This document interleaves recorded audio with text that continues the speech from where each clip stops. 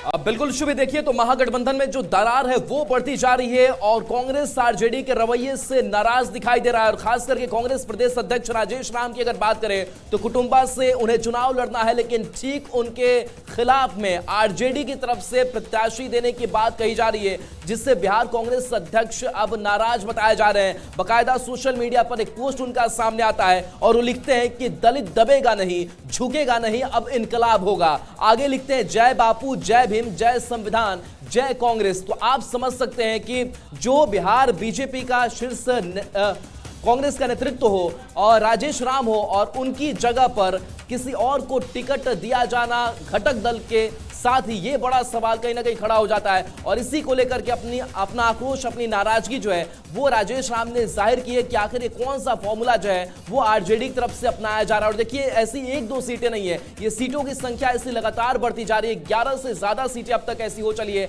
जहां इन घटक दलों के दो उम्मीदवार जो है फ्रेंडली फाइट की बात कर रहे हैं। लेकिन इससे एक बड़ी कंफ्यूजन की स्थिति कार्यकर्ताओं में भी और कहीं ना कहीं वोटर्स में भी होगा, जिसका खामियाजा महागठबंधन को भुगतना होगा। शुभी, वाकई राहुल, इसकी चर्चा हम बार बार कर रहे थे और एक बार राजेश राम का पोस्ट क्या था और कैसे उन्होंने चर्चा की है वो हम अपने दर्शकों को बताते हैं। देखिए, उन्होंने लिखा है सोशल मीडिया प्लेटफॉर्म पर कि दलित दबेगा नहीं, झुकेगा नहीं, अब इनकलाब होगा। जय बापू, जय भीम, जय संविधान, जय कांग्रेस। तो ये राजेश राम का पोस्ट है। तो कुटुंबा सीट पर यह तकरार मची हुई है। आरजेडी के इस रवैये से नाराजगी के बीच पहले चरण के नामांकन की मियाद खत्म होने के बीच महागठबंधन में सीट शेयरिंग को लेकर गतिरोध जारी है और इसी पर कांग्रेस प्रदेश अध्यक्ष ने अपनी प्रतिक्रिया दी है। उन्होंने कहा कि सीट बंटवारे और चुनावी फैसलों का अंतिम अधिकार कोऑर्डिनेशन कमेटी के चेयरमैन तेजस्वी यादव का है। राजेश राम ने भरोसा किया है कि आज या कल तक निर्णय हो जाएगा और इसी के तहत आगे की प्रक्रिया तय की जाएगी।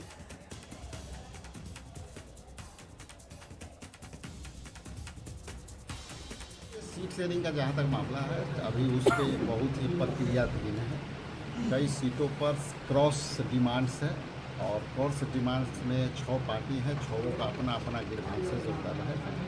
सारे निर्णयों का अधिकार कोऑर्डिनेशन कमेटी के चेयरमैन के हाथ में है और ये कोऑर्डिनेशन कमेटी के चेयरमैन जो फैसला लेंगे, गेंद उनके पाले में है और गेंद जिधर देंगे हम लोग उसको मानने को तैयार हैं। और देखिए, शायद यही वजह है कि महागठबंधन में तकरार बढ़ती ही जा रही है। अब तक सीटों का फॉर्मूला फाइनल नहीं हुआ है। आरजेडी कांग्रेस की सीटों का खुलासा नहीं हुआ है। सीटों का औपचारिक ऐलान आखिर कब होगा, ये एक बड़ा सवाल बना हुआ है। पहले चरण का नामांकन भी खत्म हो चुका है। अंतिम दौर में दूसरे चरण का नामांकन है। सीटों की संख्या का खुलासा नहीं हो सका है। बिना फॉर्मूले के मैदान में प्रत्याशियों को उतारा जा रहा है। आरजेडी और कांग्रेस की सीट अब तक स्पष्ट नहीं है। अब ऐसे में सवाल यही कि आखिर ये कंफ्यूजन, ये घमासान कब थमेगा, कब रुकेगा, कब सीटों के फॉर्मूले पर चर्चा होगी। और अब तो दिन भी ज्यादा शेष नहीं रह गए।